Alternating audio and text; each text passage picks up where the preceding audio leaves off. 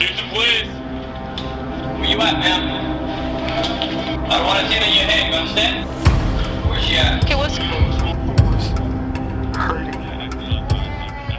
It was supposed to be a night like any other, a respected deputy, a trusted man in uniform, but by dawn, his wife was dead, and the man sworn to uphold the law found himself at the center of a murder investigation. Was it a tragic accident, or a chilling betrayal hidden behind a badge? Tonight, we uncover the full story, every hidden crack, every explosive secret, only here, where no detail is too dark to reveal. This is the case of Deputy Renard Spivey.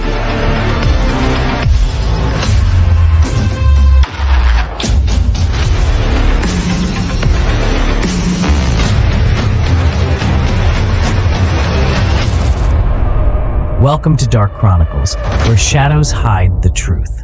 It all began with a frantic 911 call in the early morning hours of July 28, 2019.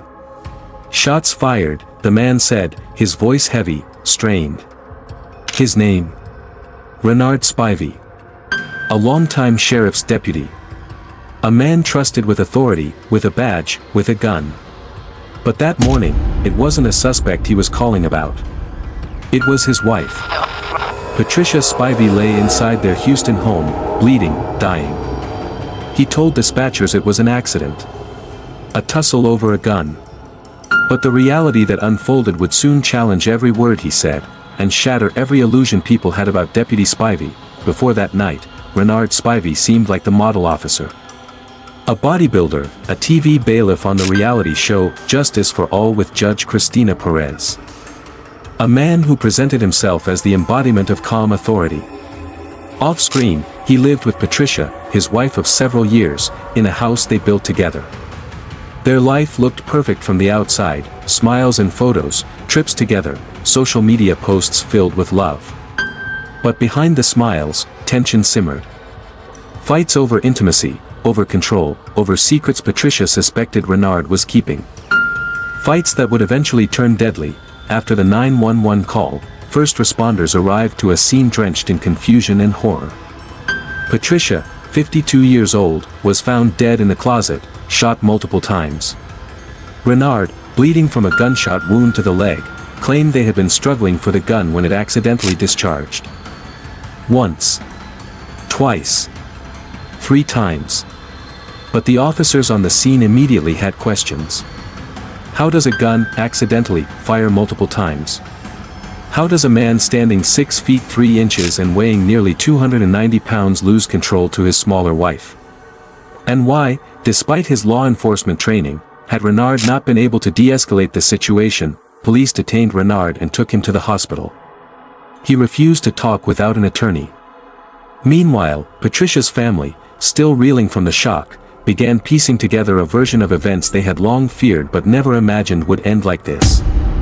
Her daughter, Patrina Marshall, described her mother's relationship with Renard as strained, filled with arguments and silences. Others close to Patricia said Renard had become increasingly controlling, jealous even of her friendships. Some hinted at suspected steroid use. Mood swings. A growing distance, the investigation moved quickly. Autopsy reports revealed Patricia had suffered multiple gunshot wounds. One fatal shot pierced her heart and lungs. Others struck her arm and chest. The medical examiner ruled it a homicide, an intentional killing. And just like that, the public face of Deputy Renard Spivey, the charming bailiff, the bodybuilder, the lawman, began to crumble. Prosecutors painted a damning picture, a marriage disintegrating, a man fueled by jealousy and rage, a struggle ending not in accident, but in murder. Surveillance cameras inside the Spivey home captured snippets of that fatal night. An argument. Raised voices. 3 gunshots, fired in quick succession. And a suspicious 4th sound, prosecutors claimed, suggesting Renard shot himself to support a story of mutual struggle. Renard's defense team pushed back hard. They insisted Patricia had been the aggressor. That she had pulled the gun first. That Renard had tried to wrestle it away, resulting in the tragic shooting. They emphasized his injuries. His emotional 911 call. His lack of a prior criminal record. They pointed to the model of gun used, a semi-automatic Smith & Wesson with no external safety, arguing that a slight pressure on the trigger could easily result in an unintended discharge. But critics noticed troubling details. In the 911 call, Renard referred to Patricia only as the patient, not my wife. It took him over 2 minutes to even say he shot her. And during the call, when urged to perform CPR, he seemed detached, taking unexplained breaks. Was it the confusion of a man in shock? Or the calculated behavior of someone trying to craft a narrative? The courtroom became a battleground of perception. Patricia's friends and family testified about the cracks in the marriage. The arguments. The suspicions. The emotional distance. Meanwhile, Renard's attorneys presented him as a man cornered by a sudden, shocking threat. A husband who loved his wife but was forced to act in the chaos of a dark night. The prosecution had no direct eyewitnesses, no video of the actual shooting, no definitive proof of whose finger was on the trigger. It all came down to interpretation, to who the jury believed more. To whether doubt could be erased beyond reason. Outside the courtroom, the case ignited debates across Houston. Was this another example of a man in power getting away with murder? Was it proof that badges protect even the guilty? Or was it a tragic accident, fueled by the lethal combination of distrust, fear, and a loaded gun in the dark? 5 years passed from Patricia's death to Renard's trial, delayed by the COVID-19 pandemic and legal battles. During that time, Renard remained under house arrest, wearing an ankle monitor, until he successfully petitioned to have it removed.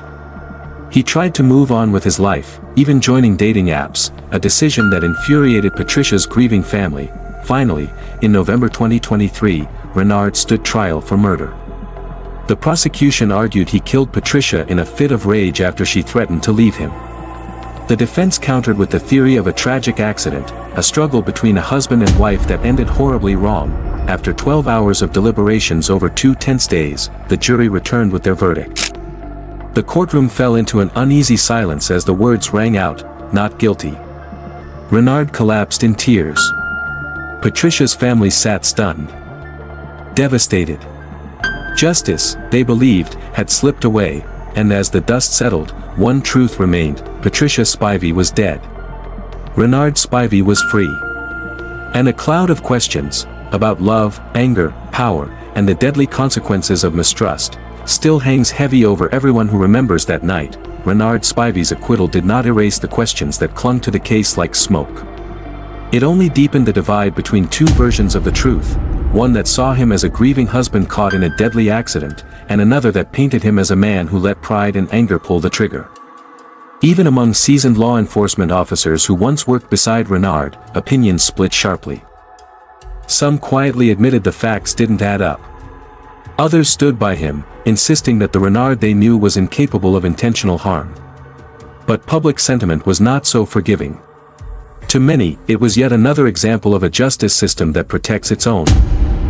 Patricia's family was left to pick up the pieces, mourning a daughter, a mother, a friend who would never come back. Her daughter Patrina struggled with the verdict, feeling as though her mother's voice had been lost in a courtroom where reasonable doubt loomed larger than truth. For Patrina, her mother wasn't just another face in a tragic headline. Patricia had been her anchor, her safe place, the glue that held their family together. Losing her so violently, and then seeing the man responsible walk free, was a second betrayal, a second wound that would never heal. At the center of the courtroom drama was the gun, a Smith & Wesson MP9, a semi-automatic pistol notorious among experts for its hair trigger sensitivity. The defense hammered this point home relentlessly, showing jurors how a slight tug during a struggle could result in rapid, unintended discharges. The prosecution, however, argued that even with a sensitive trigger, 3 shots could not simply be chalked up to panic or clumsiness. 1 accidental shot? Maybe. 2. Highly unlikely. 3. Impossible to accept without believing that Renard Spivey had lost control, not of the gun, but of his temper. The surveillance footage from the Spivey home offered chilling glimpses into that night. In the hours leading up to the shooting, Patricia posted cryptic messages on Facebook, hinting at deep frustration and betrayal.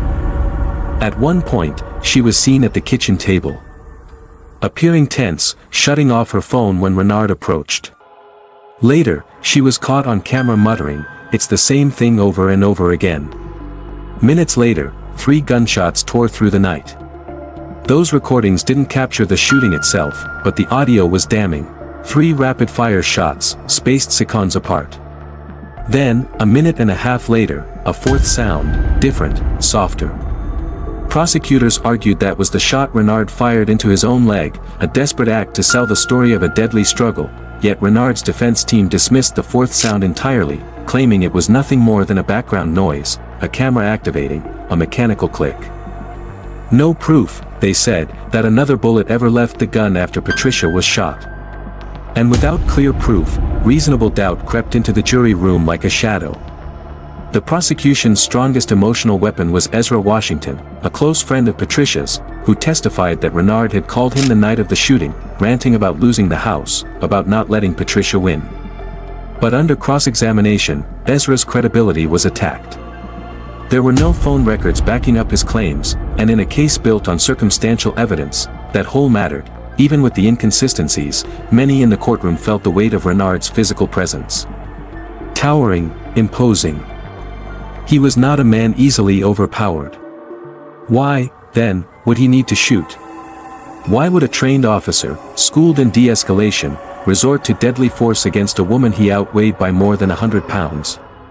Renard's attorneys countered that size didn't matter in the chaos of fear, especially when facing the muzzle of a loaded gun. They argued that Patricia's anger had reached a boiling point. That she had armed herself in a moment of rage. That Renard had reacted out of instinct, out of survival, not malice. The jury, tasked with sorting truth from theory, deliberated for 2 long days. They asked to rehear portions of the 911 call. They reviewed the surveillance evidence. They weighed the credibility of witnesses. In the end, it came down to the burden of proof. Not guilt. Not innocence. But whether the state had erased every shadow of doubt. And when the foreman stood up and delivered the words, "Not guilty," the courtroom erupted, some in gasps of relief, others in sobs of disbelief. Outside the courthouse, Renard Spivey thanked God, his family, and his legal team. He spoke of redemption, of moving forward, of honoring Patricia's memory in his own way. But to Patricia's loved ones, it felt hollow. How could you honor someone you claimed to love, someone whose life ended with 3 bullets from your own gun? Media coverage of the trial sparked fierce debates. True crime forums dissected every angle. Every theory. Was Renard's calm demeanor during the 911 call evidence of shock, or guilt? Was the surveillance footage ambiguous, or incriminating? Was the 4th sound truly a gunshot, or a coincidence seized upon by desperate prosecutors? The answers depended on who you asked. And in the absence of certainty, the tragedy took on a life of its own, morphing into a cautionary tale about love turned violent, about how quickly respect and trust can curdle into suspicion and fear. In the aftermath, Renard tried to rebuild his life. He volunteered with community groups. He attended church. He leaned on the support of friends who had never doubted his innocence. But even freedom came with shadows. His career in law enforcement was over. His brief fame as a TV bailiff had crumbled. And every time his name surfaced in the news, it came attached to the same haunting headline: Deputy Spivey, cleared of killing his wife. Patricia's family, meanwhile, was left to wrestle with grief and anger that the legal system could not heal. They remembered her not as a victim defined by her death, but as a woman full of life, caring for her elderly father, supporting friends, organizing hospital visits, bringing joy to everyone she touched. Her absence left a gaping hole that no verdict could fill. The story of Deputy Spivey is a story without easy heroes or villains. It is a story about perception. About how truth can splinter depending on the lens through which it's viewed. Was Renard Spivey a man fighting for his life against an enraged spouse? Or was he a man who let his darker impulses destroy everything he once held dear? The jury rendered their verdict. But in the court of public opinion, the deliberations continue, and for everyone who knew Patricia Spivey, everyone who loved her, the real verdict will always be the same. A life cut short. A future stolen. And the heartbreaking truth that no amount of justice, however imperfect, could ever bring her back. After the verdict, Renard Spivey tried to blend back into ordinary life, but in a case that had captured national attention. Fading into anonymity was never truly possible. His name had become synonymous with the trial, the scandal, the questions that still refused to die. Even though the legal system had cleared him, public perception was far less forgiving.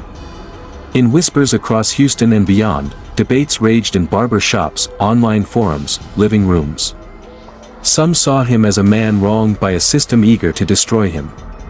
Others saw a man who slipped through the cracks, cloaked in the very badge that once represented order and justice.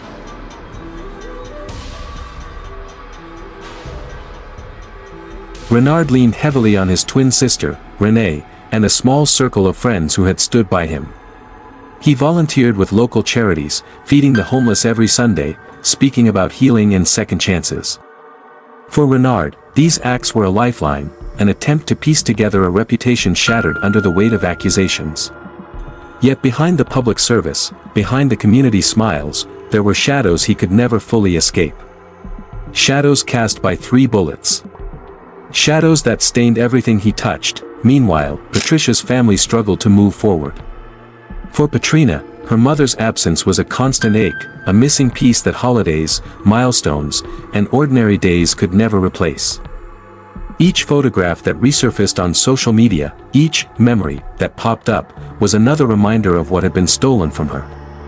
Her grief was compounded by anger, not just at Renard, but at the system that she felt had failed her mother. The system that had demanded proof beyond a reasonable doubt, but had never demanded accountability for a woman who could no longer speak for herself. Community reaction to the verdict remained deeply divided. True crime commentators, podcasters, and YouTube analysts dissected the trial for months afterward. Some highlighted the flaws in the prosecution's case, the missing phone records, the ambiguous surveillance footage, the forensic gaps. Others zeroed in on what they called the gut feeling that Renard's story simply didn't hold. That trained officers don't accidentally shoot their wives 3 times. That calling your wife, the patient, to a 911 dispatcher wasn't the reaction of a man in true panic, and there was the gun itself. The semi-automatic weapon at the heart of the case. Defense experts argued the lack of an external safety made it dangerously easy to discharge. They demonstrated how slight pressure during a struggle could trigger multiple shots in seconds. Prosecutors, however, pointed to Renard's decades of firearm training. They argued that a man who knew guns inside and out would understand the risks better than anyone, and that such a man bore even greater responsibility to prevent tragedy. In truth, the trial had not answered everything. Key questions still lingered. Why had Renard not de-escalated the confrontation using his professional training? Why had he taken Patricia's phone into the closet in the first place? What really triggered the fight that spiraled into death? Without clear video of the shooting, without Patricia's voice, without a confession, the jury had been left with pieces that could be assembled into 2 very different stories. One of a terrified man defending himself. One of a husband crossing a line he could never uncross. The media frenzy that had initially exploded around the case eventually died down, but not completely. Every time Renard's name surfaced, whether attached to a new volunteer project or a minor appearance in local news, the old questions resurfaced. And for Patricia's family, the pain resurfaced too. They had wanted a trial to bring closure. Instead, they were left with a verdict that felt like a wound that refused to heal. The Spivey case also sparked wider discussions about domestic violence, about the warning signs that often go unnoticed or unacknowledged.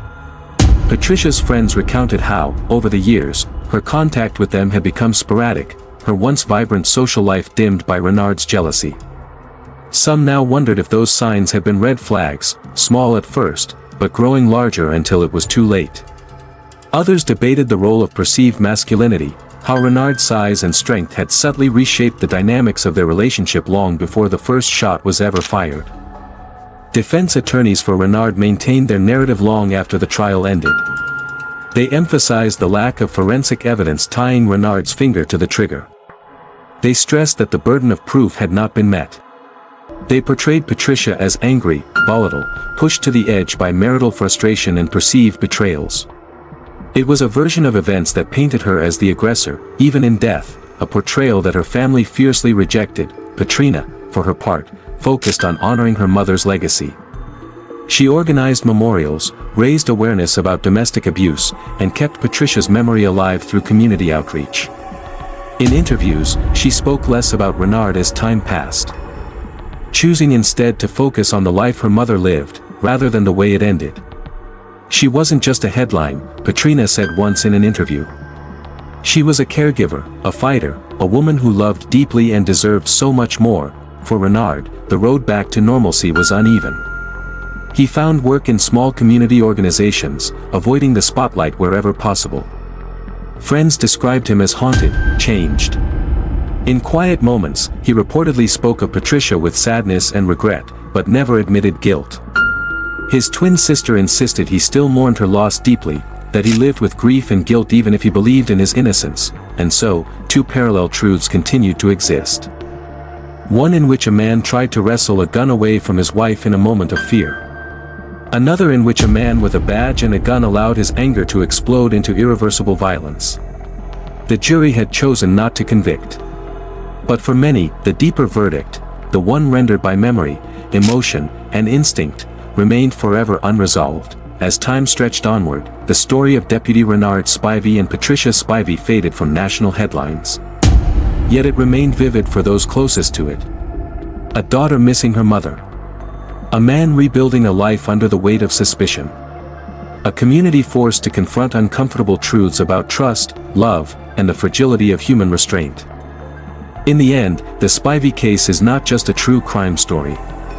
It's a story about what happens when love turns sour, when pride outweighs peace, when the tools meant to protect us become the instruments of our destruction. It's about the moments we cannot take back. And the truths that, no matter what verdict is read aloud in a courtroom, refuse to stay buried. In the final reckoning, the case of Deputy Renard Spivey is not merely about who pulled the trigger first. It's about how quickly love can collapse under the pressure of mistrust, fear, and unspoken resentment. It's about the small moments, an unanswered question, a turned-away glance, a hidden phone, that build into something irreversible. For Patricia Spivey, the dream of building a life with the man she loved ended not with promises kept, but with gunfire echoing through a darkened home. The jury rendered their decision. The law closed its book. But for Patricia's family, for her friends, for every person who ever saw warning signs and wondered if they were overreacting, the case remains open in a deeper, more personal way. It reminds us all that appearances can deceive. That a uniform, a public smile, a polished TV image, can hide the quiet fractures growing underneath. It reminds us that tragedy often comes not from strangers, but from the people closest to us, the ones we trust the most. Renard Spivey walks free today. But the freedom he gained came at a terrible cost. And no matter how many Sundays he volunteers, no matter how many good deeds he performs, the weight of what happened that night will never fully lift. Some losses are too profound to ever escape, and so the story of Renard and Patricia Spivey remains a ghost, a cautionary tale whispered in courtrooms, living rooms, and broken hearts. Proof that sometimes, the greatest danger comes not from the world outside, but from the silent wars we wage inside our own homes, because in the end, justice is not just a verdict. It's the truth we carry with us. And some truths, no matter how hard we try, can never be silenced. So, that's how crimes end, and if you like this episode, don't forget to like and subscribe and turn on the notifications. If you want me to do some special crimes in all over the world, comment down below, or you can send us direct through email, and I will see you in all my videos. See ya!